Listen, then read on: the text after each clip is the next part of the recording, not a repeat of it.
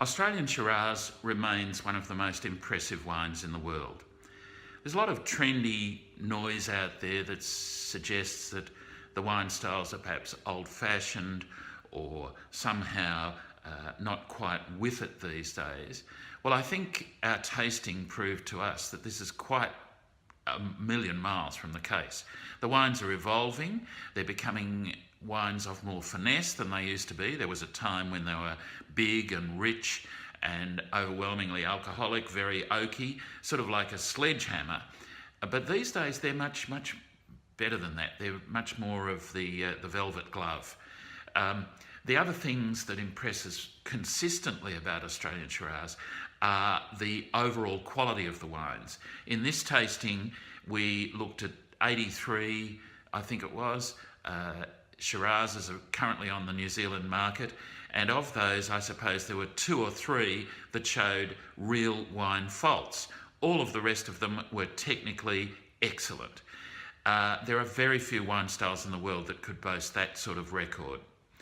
The other thing about them, of course, is value for money. In our top 3 wines, we had one that sells for less than $20. I think it's around $17 or something like that. And if you look across the results, you see bargains everywhere. Wines for less than $20, less than $25 that really do stack up against wines from other places that might be $50 or even $100 a bottle. So in terms of quality and value and reliability, Australian Shiraz remains one of the wines to beat. Stylistically, they seem to be changing, and we've noticed this progressively over the last few Cuisine Shiraz tastings. The wines are becoming more refined, more elegant. And we saw some wines that had lovely floral delicacy.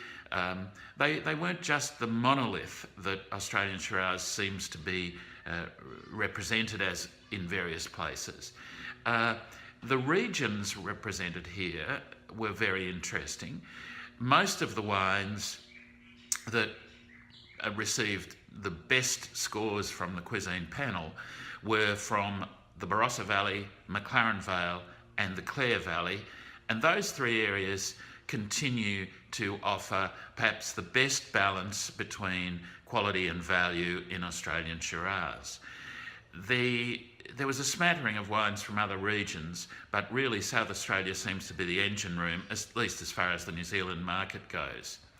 I think overall, I would recommend any one of our 4.5 star or 4-star wines in any circumstances. They're really fantastic.